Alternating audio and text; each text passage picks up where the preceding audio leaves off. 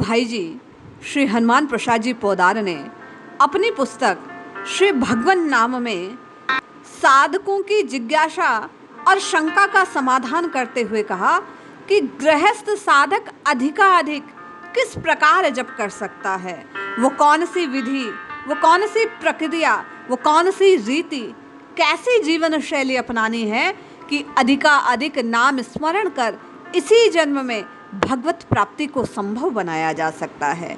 जय श्री हरि। पूज्य गुरुदेव के चरणों में प्रणाम। सभी नामनष्ट साधकों को जय जय श्री सीताराम। पूज्य भाई जी लिखते हैं, लोग कहते हैं कि हम घर का काम करते हुए प्रतिदिन इतने नाम का जप कैसे करें, इतना मंत्र कैसे जपें। इतने जप में कम से कम 6 घंटे चाहिए, परंतु उनका ऐसा कहना भाई जी कहते हैं भूल से होता है।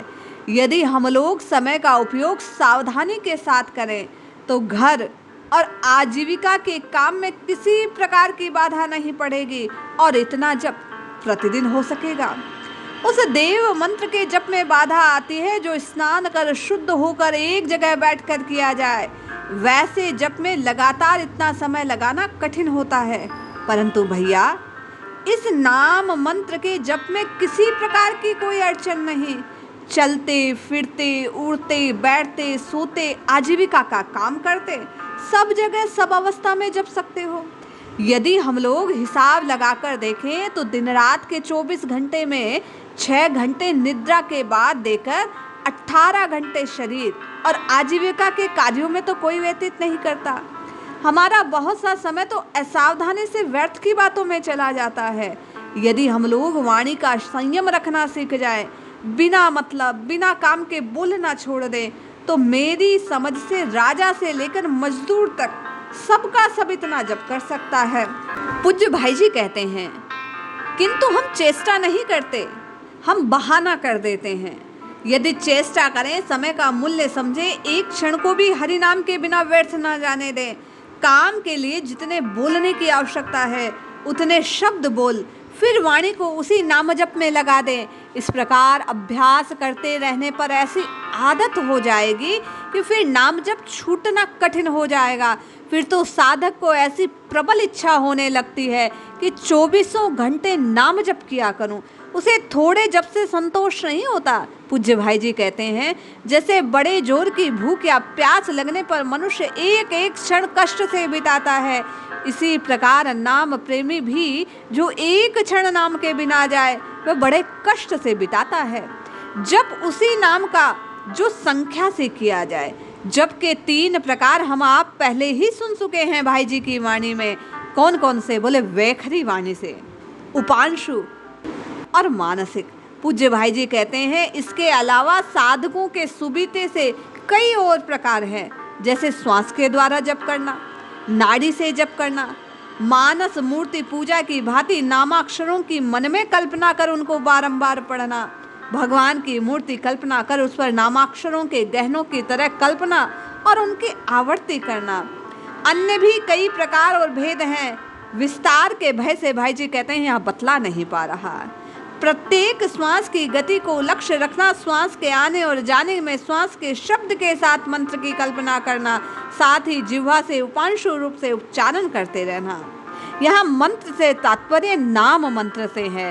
राम कृष्ण हरि जो भी आप जपते हैं वो श्वास के आने और जाने के क्रम में भाई जी कहते हैं उसका जप होना चाहिए। श्वास के साथ होने वाले प्रत्येक जप की गिनती रखना। यदि इस प्रकार 2-4 मालाएं भी प्रतिदिन जपने का अभ्यास हो जाए तो मन बहुत शीघ्र स्थिर हो जाता है, नाम में लग जाता है। भाई जी कहते हैं श्वास का जप बिना मन के नहीं होता। साधारण और उपांशु जप तो अभ्यास होने पर मन के अन्यत्र रहने पर भी हो सकते हैं, परंतु श्वास का जप बिना मन के होगा ही नहीं, और मन नहीं रहता तो श्वास की गति का ध्यान छूट जाता है। केवल जीभ से जप होता रहता है, इसलिए श्वास से जप करने वाले को श्वास की गति की ओर ध्यान करना पड़ता है। यहाँ मन अन्यत्र गया कि जप छूटा। इसीलिए कबीर साहिब ने कहा, सांसों सांस नाम जप और उपाय कछु नाही। इसी प्रकार भाई जी कहते हैं नाड़ी का जप है। नाड़ी की गति श्वास से भी सूक्ष्म है हाथ, गले, मस्तक आदि की नाड़ियाँ अंगुली लगाने पर चलती हुई मालूम पड़ती है। अतः पहले पहले नाड़ी द्वारा जप करने वाले को अंगुलियों से नाड़ी की गति का निरीक्षण करते हुए मन को उस गति की ओर लगाकर नाम जपना चाहिए। ठपके पर मंत्र की कल्पना करनी चाहिए। जीभ और माला का प्रयोग श्वास के जप के समान ही इस नाड़ी जप में किया जाता है। भाई जी कहते हैं, आप घर में रहकर आजीविका के साधनों को चलाते हुए नाम जपना चाहते हैं ना, तो आंखें मूंद कर मंत्र के पूरे अक्षरों को, अर्थात जैसे राम जपते हैं, श्री राम जय जय राम जपते हैं, या हरे कृष्ण महामंत्र का जप करते हैं, तो आंखों को मूंद कर पूरे मंत्र को अपने सामने आकाश या हृदय में कल्पना कर, भाई जी कहते हैं, बारंबार मन से पढ़ते रहें। साथ ही जीभ का प्रयोग करें। गिनती के लिए हाथ में माला, मंत्र के अक्षर हो सके तो बराबर मन में बनाए रखें। प्रत्येक मंत्र के जप का आरंभ करने के समय कल्पना कर ले और मंत्र पूरा होते ही मिटा दे। इस तरीके से सुविधा मालूम हो तो करना चाहिए, अन्यथा फंसना नहीं चाहिए।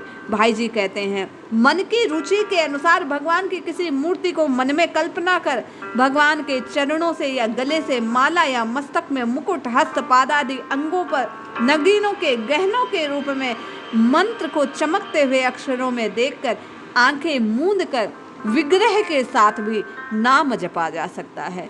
इसलिए जो विधि, जो रीति आपको जमे उसका अनुसरण कर भाई जी के अनुसार अधिकाधिक नाम जपिए, निश्चित लाभ होगा। श्वास श्वास का भजन बनने लगेगा, हम आपका कल्याण होगा। जय श्री हरि।